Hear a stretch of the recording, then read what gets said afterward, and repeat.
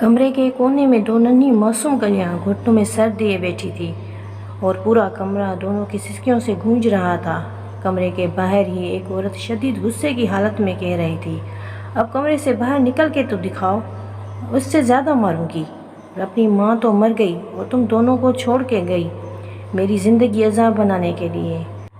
चुप कर जाओ दोनों, वरना छुरी से दोनों की ज़बानें काट दूंगी। डर के मारे बड़ी बच्ची ने दूसरी बच्ची, जो कि उससे तकरीबन 2 साल छोटी थी, उसके मुंह पर सख्ती से हाथ रख दिया और उसे चुप कराने लगी।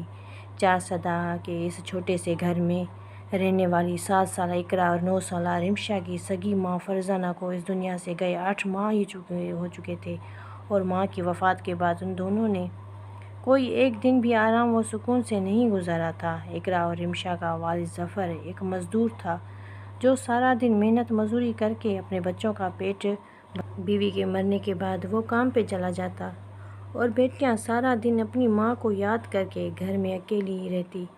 उनके घर के साथ घर में ज़फ़र की चाची रहती थी।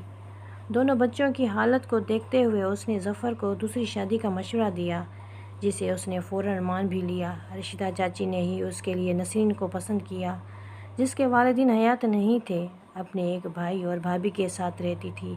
1 हफ्ते के अंदर अंदर ही सादगी से निकाह हुआ। इकरा और रिमशा बहुत खुश थी कि उनकी नई अम्मी आ गई है। अब वो सारा सारा दिन घर में अकेली नहीं रहेंगी। अब इन्हें खाना भी वक्त पे मिलेगा, भूखा नहीं रहना पड़ेगा। लेकिन इन दोनों मासूम बच्चों की ये खुशी सिर्फ चंद दिन की ही थी। कुछ दिन बाद ही उसने दोनों बच्चियों को छोटी छोटी सी बातों पे मारना शुरू कर दिया। सारा सारा दिन दोनों बच्चियां उसके डर से घर से बाहर रहती।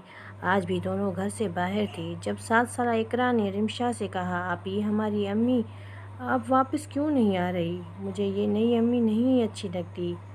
जब वो बालों से पकड़ कर मारती है तब बहुत दर्द होता है। जिस पर 9 साल रिमशा ने ये कहा, इकरा हमारी अम्मी अल्लाह जी के पास गई है, हम अल्लाह से दुआ करते हैं कि हमारी अम्मी को वापस भेज दें। वो दोनों मासूम बच्चियाँ उसी तरह कभी अल्लाह से दुआएं मांगती तो कभी अपनी नई अम्मी की शिकायत करती कि हमारी अम्मी को वापस भेज दें। नई अम्मी बहुत मारती है। उसी तरह दिन गुजरते गए, लेकिन नसरीन के दिल में उन दोनों बच्चों के लिए नरम गोशा पैदा नहीं हुई। इतवार का दिन था। इकरा और रिमशा सुबह जल्दी उठ गई थी, जबकि नसरीन तो वैसे भी देर से ही उठती थी। इकरा को भूख लगी थी। दोनों बहनों ने सोचा कि अगर माँ को जगाया तो फिर मार पड़ेगी। बाप सुबह सवेरे ही काम पे चला जाता था, नाश्ता ज़फ़र बाहर ही करता था, इसलिए रिमशा और इकरा खुद ही किचन में नाश्ता बनाने आ गई। दोनों बच्चियाँ नाश्ता बनाने की कोशिश कर रही थी कि इतने में इकरा के हाथ से जग गिर कर टूट गया, जो नसरीन 2 दिन पहले ले आई थी। कांच टूटने की आवाज़ जब नसरीन के कानों में पड़ी तो वो भी किचन में पहुंच गई, जहां वो दोनों बहनें डरी सहमी सी खड़ी थी, क्योंकि उनको पता था कि अब उनके साथ क्या होने वाला है। ये क्या कर दिया तुम दोनों ने? नया जग तोड़ दिया। ये तुम्हारी माँ का नहीं था, मैं खुद लेके आई थी। कहते साथ ही नसरीन ने इकरा के चेहरे पे थप्पड़ बरसाने शुरू कर दिए। अम्मी क्या कर रही हैं? छोड़ दें अम्मी, गलती से टूट गया है, छोड़ दें, इकरा को मत मारें, छोटी है वो अभी। किचन बड़ी बहन की आवाज़ों से गूंज उठा। उस वक्त नसरीन ये सोच के इकरा को मारती रही कि कौन सा कोई देख रहा है, मगर वो भूल गई थी कि एक ज़ात ऐसी भी मौजूद है जो हर वक्त हमें देखती है, जिसकी लाठी बे आवाज़ है, उसकी पकड़ से कोई भी नहीं बच सकता। नसरीन भी बचने वाली नहीं थी। आज मैं अब्बू को बताऊंगी कि आप हमें मारती हैं, खाना भी नहीं देती हैं, हमारी अम्मी ऐसी नहीं थी, बताऊंगी मैं आज अब्बू को। ये रिमशा थी जो रोते हुए बोल रही थी कि शायद ये जालिम औरत बस कर जाए, लेकिन उसके बाद से उसे मज़ीद गुस्सा आ गया। बताओगी अपने बाप को? हाँ, क्या बताओगी? दोबारा बोलो ज़रा। तुम दोनों बहनों का भी अभी इलाज करती हूँ। रुको। दोनों बहनों को बालों से पकड़कर वो कमरे में ले गई और अंदर से दरवाज़ा बंद कर दिया।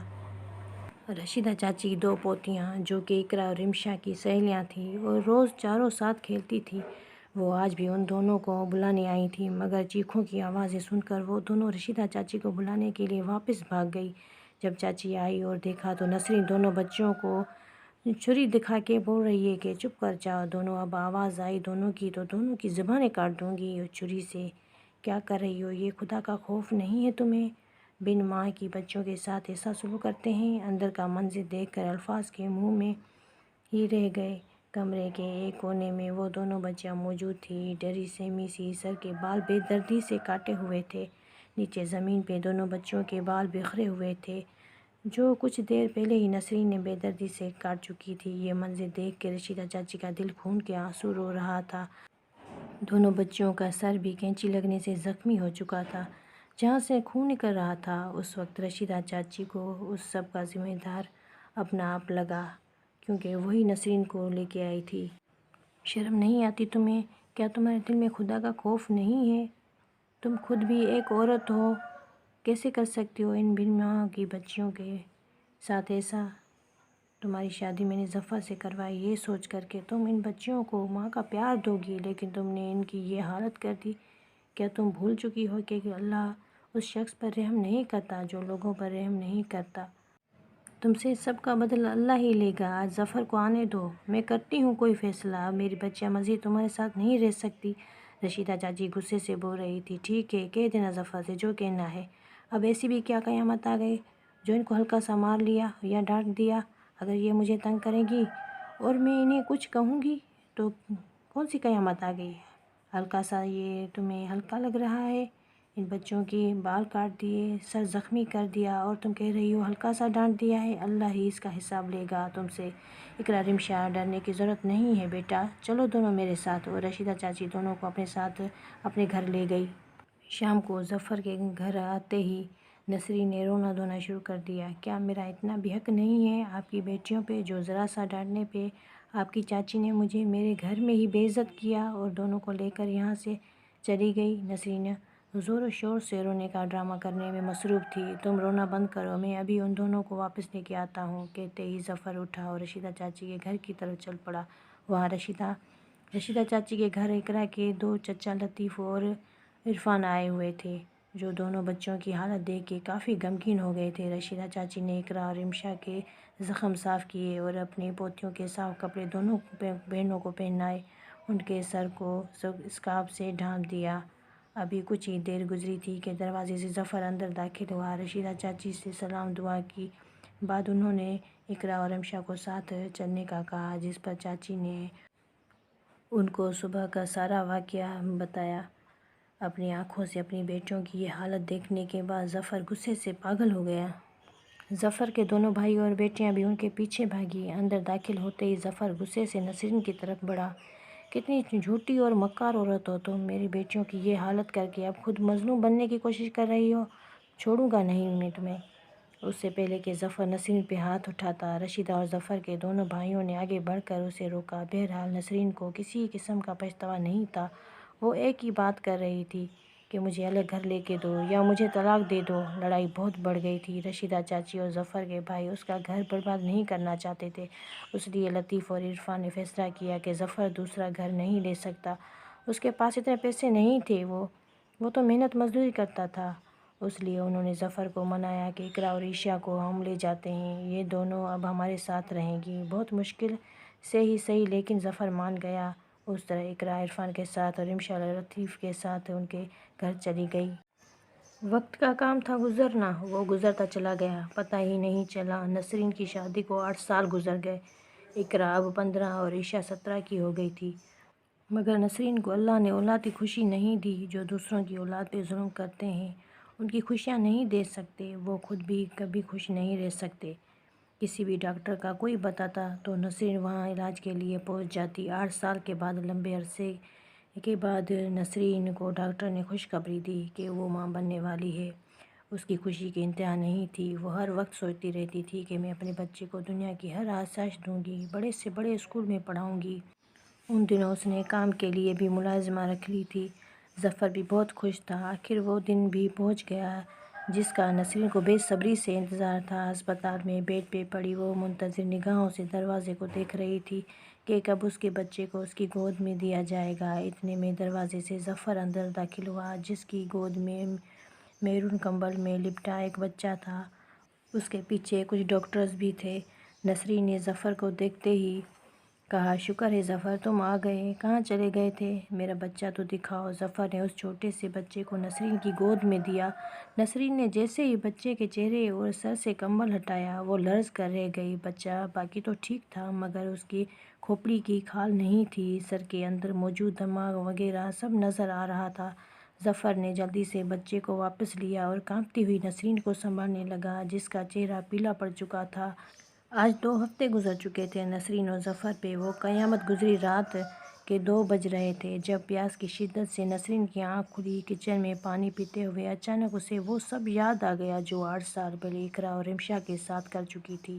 وہ اپنا ننھا سا بیٹا بھی۔ رات کے اس پہر کچن میں کھڑی نسرین کے کانوں میں مسلسل ان بچوں کی آوازیں گونج رہی تھیں۔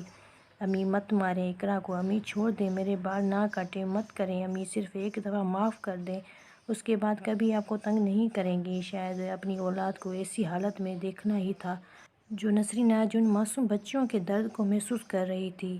چیخ چیخ کر روتے ہوئے وہ کچن میں ہی زمین پر بیٹھ کر اللہ سے معافیاں مانگنے لگی۔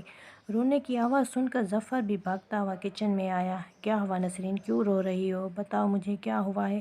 ظفر نے آواز سے بھاگتا ہو کے پوچھا۔ ظفر مجھے اقرا اور عائشہ کے پاس لے چلو، خدا کے لیے مجھے ان کے پاس لے چلو، میں ان سے معافی مانگنا چاہتی ہوں۔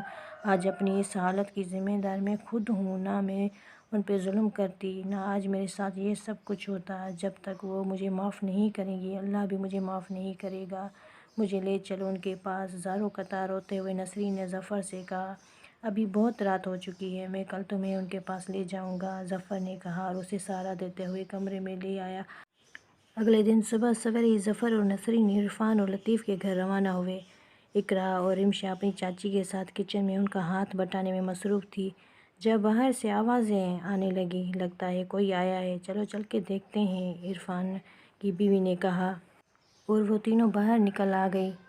باہر کا منظر دیکھ کر اقرا اور رمشا کو اپنی آنکھوں پہ یقین نہیں آ رہا تھا۔ جہاں لطیف کی بیوی نسرین سے سلام دعا کرنے میں مصروف تھی، اقرا اور رمشا نے بھی آگے بڑھ کے سلام کے لیے ہاتھ بڑھایا، لیکن نسرین نے ان کا ہاتھ تھامنے کے بجائے دونوں کو گلے سے لگایا اور پھوٹ پھوٹ کر رونے لگی۔ مجھے معاف کر دو بیٹا، میں تم دونوں سے معافی مانگنے آئی ہوں، میں نے تم دونوں کے ساتھ بہت برا سلوک کیا، اس کی سزا بھی مجھے مل چکی ہے، مجھے معاف کر دو اور میرے ساتھ گھر چلو۔ جب تک تم دونوں مجھے معاف نہیں کرو گی تب تک اللہ بھی مجھے معاف نہیں کرے گا۔